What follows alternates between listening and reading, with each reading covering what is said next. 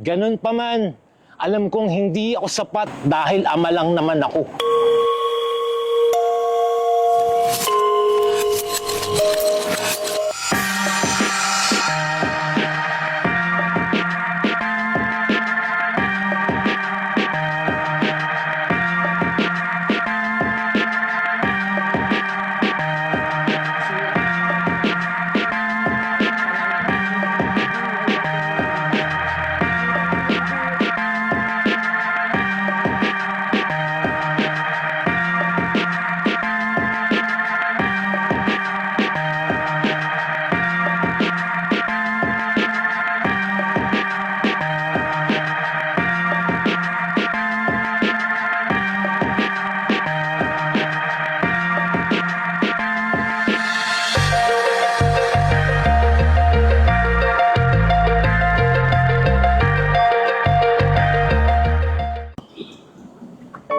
Ngayon gawin natin tong subject, aligin ng tahanan.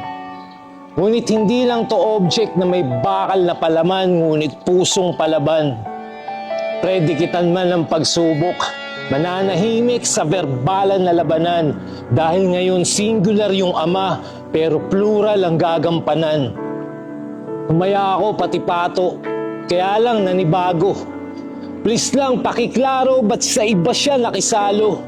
Pero sa iba maitago, oo sinungaling na ako. Dahil tatayuan mag-isa, bagsak man yung pagkatao. Itong aking trabaho, iniindama na sakit. Di importante kung paano isipin ay bakit. Sinungaling na ba ako, nilihim lang siyang pait. Di ko kasi mabago, tinitingala lang sa langit. Bigat na infinite, parang gravitational force. Yung gutom na tiniis, considering you all first. Nawala nga tong solar, dumilim yung universe. Na sa sobrang dilim, napapamulti ngayon tong verse. Yung dating speculate na naging accurate, pero hindi kayo inindahan. Leap of faith, pamilya'y ire-renovate kahit nag-iisa lang. So desolate, ako raw ay echo waste, putya para akong sinilaban. Dugo ko may di mag-circulate, puso'y di mag-resonate, pero hindi kayo iiwanan.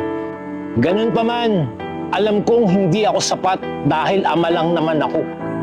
At walang inang gumaganap, oo tama nga naman kayo. Ama lang naman na to, nagbabanat ng buto. Kutya, bumigay na yung multi. Isa lang kasi yung body, hindi ako tulad ng ibang nagbabatak ng bato. Sa law of gravity, mabigat ang dalawa sa isa. Ngunit mas mabigat sa ama ang mag-isa ng dalawa. Law of singularity, pagtatay ka na, nanay ka pa. Nagbigay ako ng space, time, sa light. Kaya lang nagmamatter talaga. Dahil kung pag-ibig ang tawag sa pag-aruga ng ina, pagtaguyod ng ama, responsibilidad lang talaga. Ito ngayon ang istoryang hindi binobosesa ng iba. Dahil ito ang pagmamahal ng mga single na ama.